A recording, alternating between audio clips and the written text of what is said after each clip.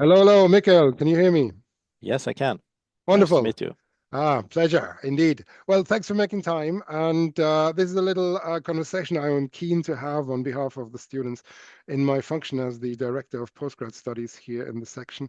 I have asked Mikael to talk a little bit to our students because he is, well, the best sighted person on the corridor, so and has a lot of experience there. And you're also the leader of the research quality group here in the section. And so you have looked into many of those details. Many of the PhD students say that, oh, publishing is a very mysterious kind of field. There's so many tips and hints and rules and so many factors to consider that it's getting quickly confusing, particularly as a beginner. And choosing where to publish your first paper can be very critical, in fact, but you kind of need to think about this. And so in an attempt to provide some guidance, I was keen to ask a few questions. So if that's all right, I'll shoot with my questions. Yep. Wonderful. So the topic really today for these few questions is publish or perish. That's the slogan that's out there. And one key question is, are all journals of the same kind of quality? Are all journals the same? Does it matter where you publish if you want to rephrase that question? And this is, I think, an important question many people have. Some people say, once it's out online, it's fine. If it's a great paper, Mm. it will get cited. Other people say, you have to kind of put it in the right forum in order to get the attention it deserves. Mm. What's your take on that? I would say that it's quite important to think a bit about publication strategy because publications they are the key currency in academia, and if you publish in some specific journals, this will kind of shape the way you are being perceived by other researchers. Some other journals may have a very specific reputation, or in some cases a bad reputation, and this can also influence how your research is being perceived. So therefore, I would say that it's important to know at least something about how to measure quality. Some journals are very well read, some journals are Mm, extremely narrow, and they can be really good for that particular field, but very, very ill-suited for reaching a wider audience. Some yeah. journals are very popular among industry and can be a really good platform if you would like to pursue a career outside academia, while other journals are extremely narrow just for academic research and essentially professors reading other the works of other professors with very little interactions with the outside. That's good you say that because now that I reflect about my own doings, I remember my very first paper was in the Bulletin of Volcanology, which is not, it's not rocket science, it's not the most prestigious journal in the world, but Mm. I guess here the aim was very clearly to establish myself in a certain field, in this Yep. case, obviously in volcanology. And for that, I thought it was I still think it was the right choice. But of course, if you want to reach a wider community, a wider audience, if you want your grandmother to hear about it, then that would not be the vehicle or the publication vehicle of choice. So I see that that's very important. Very good. Thank you very much for that. And now there is journal impact factors. Journals have Mm. different impact factors, and not everybody is fully aware what that means and how to play that to your Mm. advantage.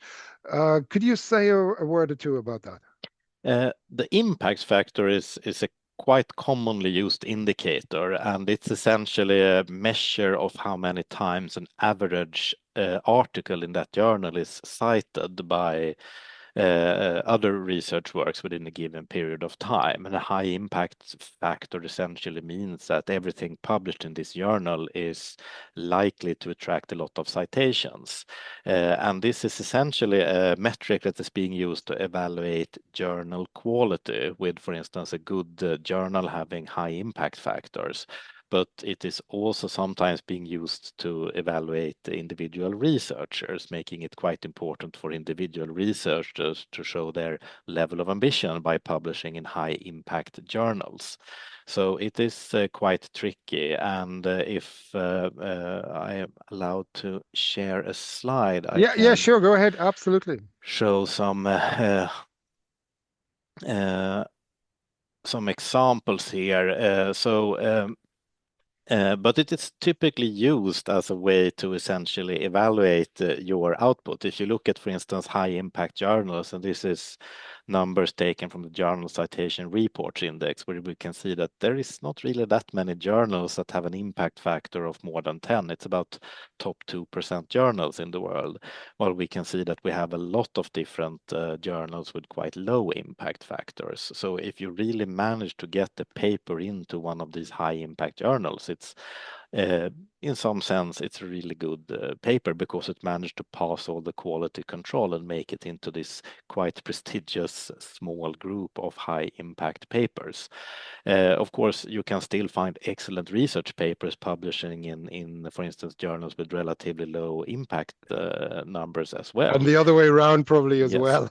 yes, definitely. But this is why this journal metric is also being applied to individual researchers, because if you have a high level of ambition, you will typically go for high impact journals that do not necessarily make your work outstanding, but it shows that you are actually trying to get into the high rollers club, so to say.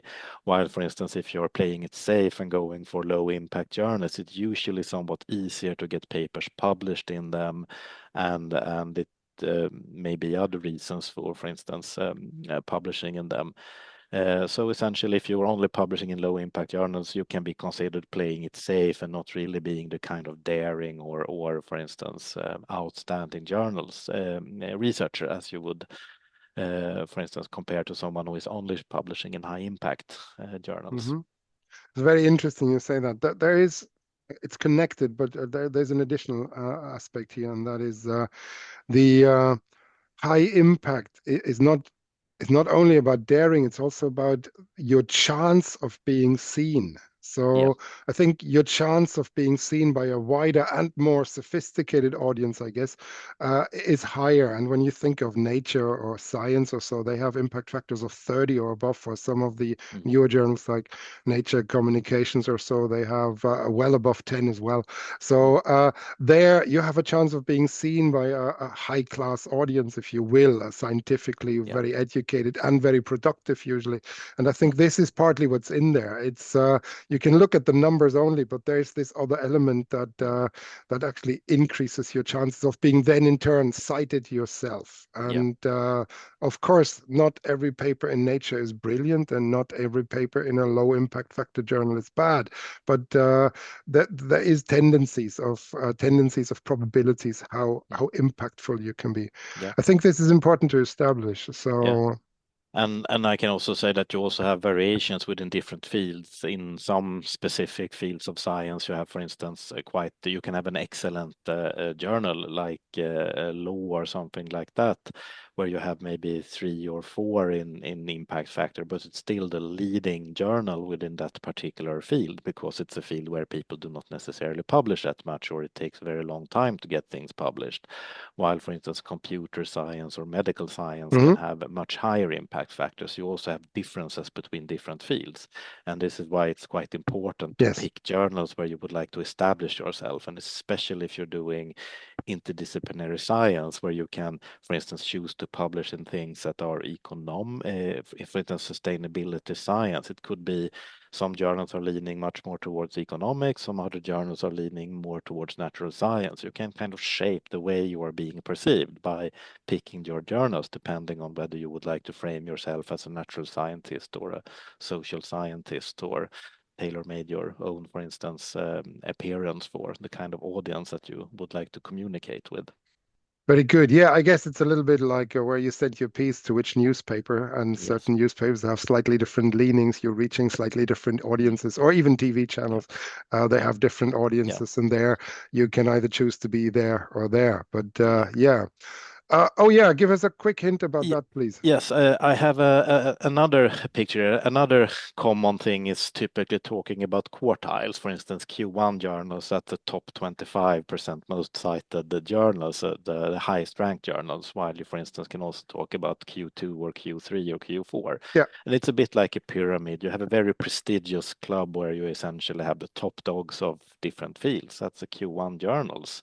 Mm-hmm. And then as you go further down this pyramid, you will have more and more journals, but they are not that prestigious. And then outside that, you have, for instance, very fresh journals that haven't really received an official, for instance, impact factor or something like that. They can still contain really good science, but they haven't really earned the reputation and the status of Yes. the established high rollers. So for instance, you can have a paper that's rejected from a Q1 journal, but it can be, for instance, accepted in a lower impact journal. So it can also be quite important. Typically, the top quality journals like Q1 journals, they can have rejection rates well over 80, even 90%, meaning that it's very likely that anything you submit to them will bounce, and especially if you're a PhD student or you're a very junior researcher that haven't really established yourself in the field and earned the essentially right to publish in those journals. This right, I think it's mostly expressed by the quality of your work. Yeah, And this is not that, I don't think these journals are necessarily gatekeeping because you're young no, or because you have no name. I think what it means is that you haven't uh, collected the experience to sell yeah, your work in a way that yeah, that really creates that excitement with an editor yeah, and has the kind of you know is at the pulse of the issue. So, yeah. and this is of course very important. Okay, great. I have two more questions if you don't mind. Mhm. Yep. Okay, the next one is measuring citations. That's something that's, well, done for quite a while, but it's also a bit controversial. Can you Mm. say a few words about that? Well, within a few minutes, you know. So just a quick kind of hint of Yeah. what's important here. Yes, a citation is essentially the kind of formal use of your research output when other researchers in peer-reviewed journals will essentially cite your research. And it's in a way, it's a measure of how useful your research will be to other researchers. If no one is citing your research, then obviously other researchers have no use for whatever output you produce. And if a lot of people will cite your work, you are really one of the person who is shaping the field, and everyone is relying and using your output. It can be for good or for bad, but you Absolutely, of are an course, but extremely important person in yes, terms of being useful to the wider community. So highly cited papers are extremely popular for different reasons. yes. And of course, it's also something that is measuring the quality, and quality is connected to being useful and having research output that is useful for other scientists. And there are many ways of trying to capture this in different ways, and it's being included in bibliometrics and Yeah. scientometrics in various ways with the age index and things like that, and also in impact factors that are, for instance, also dependent on how often papers are being cited. Hmm. Very good. Yes. And this leads me right to my next question, and that's the H index. And I recall that you said there are certain values that you would expect. The H index of XY would be something that you would expect a scientist after 20 years to have or so. So what's the secret about the H index? How does it work? Well, I can share Yes, another please go ahead. slide that kind of describes the history of the age index. When it was introduced, it was an author level metric. It was a way of introducing an indicator that is supposed to evaluate the research output of a single researcher by essentially capturing both the Hmm. productivity, how many papers you produce, but also the citation impact, which is more related to the quality of what you produce. And originally it was published by Höök in 2005, and it showed a really good predictive value for instance, outstanding science with, for instance, scientists with very high citation index. They almost always had, for instance, honors like National Academy memberships or a Nobel Prize and things like that. So originally in his work, he concluded that, for instance, a successful scientist should typically have an age index of 20, and an outstanding scientist should have something like 40 after 20 years of career. Very And good. truly unique individuals should have an age index of more than 60. This is typically the Nobel Prize level. Hmm. But this worked really well for physicists in the US. And for instance, if we look at some of these numbers here, for instance, an age index of about 12 was typically what you found for people that were advancing to associate professor at major universities. And typically full professors had around 18 and things like that. And for instance, truly exceptional people like Stephen Hawking has an age index of 79. So this was originally quite simple, it was highly useful, and it had very good connections to, for instance, seeing how mature people were at their, for instance, academic career. But when this index was more widely used, people started to kind of understand it a bit better, and then people also started to kind of tweak their output a bit to improve their age index because it was highly correlated with, for instance, advancement and the perception of quality. And this, for instance, led to people, for instance, increasing co-authors quite a lot. If you always publish with your friends, you can maybe get 3 papers instead of writing a single paper by yourself. And these have, for instance, the last decade or so led to a decline in the usefulness of the age index, and it have undermined part of its value to provide an accurate reflection for instance, scientific impact. That's very And Yeah, that's very interesting you say that because, of course, it's an individual measure, but at the end of the day, if you are part of many consortia, yeah, then you may get a lot of citations, although you are yourself only a tiny fraction of the effort, yeah, and you get the reward for the entire yeah, team. And I see that issue. And yeah, the other issue is, of course, age, as in yeah, time. And the longer you are in the game, obviously, the better your age index. But yeah. people have then come with all sorts of normalizations like service years or so, and that can be very useful for junior evaluations. Yeah, definitively. You can also see fractionalized counting coming Mm. quite strongly in the last couple of years, where, Oh, for very good. instance, the number of citations will be shared among the co-authors, meaning that if you have, for instance, 2 co-authors, you will only get 50% of the citations. And this is another way of kind of trying to resolve this issue by just adding more authors, because the Yes. original age index it do not really account for multi-author papers, and this was a simple fix for many authors. They just added more co-authors and created more networks and collaborations, which improved their publication lists quite a lot. And this is not captured in the age index.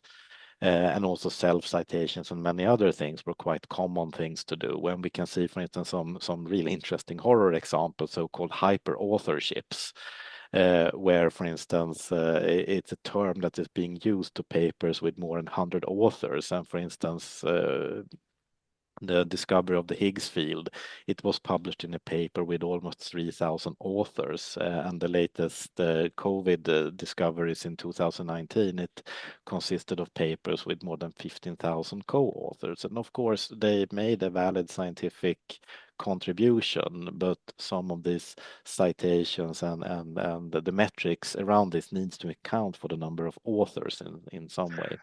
Yeah, imagine each of these authors cites this paper just once. I mean, Yes. my Lord. Yeah. So, yeah, Yeah. yeah, you can see that the metrics is not, yeah, I can see that scientists have found ways of working the best out of the metrics or out of the H index. But this is what it is. Whatever you use to measure, people will try to kind of, place themselves as the most Mm. advantageous setting there. So in a way, I can't blame scientists on the other side. This is, yeah, it's hard to use this as a clear indication then. But yeah. Yeah. And if we look at like recent developments, we can see that there are alternatives to the strict bibliometric methods being used. We can, for instance, see hybrid methods where people try to use quantitative data that can just be extracted from publication basis Hmm. and combining that with, for instance, qualitative assessments where journal reputations and other things will be used. In Uppsala University, we use the Norwegian methods, but you can also Hmm. see that with funding bodies where they, for instance, use key publication methods, where your entire publication list do not really matter. You are only, for instance, supposed to submit your 10 most relevant papers, and Yes. it's only those papers that will be used as essential for the evaluation. So this is another alternative for trying to resolve this issue with people just publishing more papers and kind of improving their publication list that will focus essentially more on the impact of those papers. Yes, you're right. I recall that it was partly like this when you apply for ERC, that you give your 10 best first author papers of the 10 of the 10 years before. And it really forces you to rethink. It's not about being on many papers as author number 17. It's more like, what is the papers you want to push? This is what you want to lead and where you are the research pioneer. And I think this is important to remember, that you actually need that for the really high level grants. And this is actually more important than just having a high H index there. Yeah. So that's very useful. Well, Yeah, so I think scientometrics and just staying aware of, for instance, how science is being evaluated and knowing a little bit about some of these metrics can be very useful for instance, planning a publication career that would be more prone to, for instance, contribute to a desired academic career. It is a very good thing to do.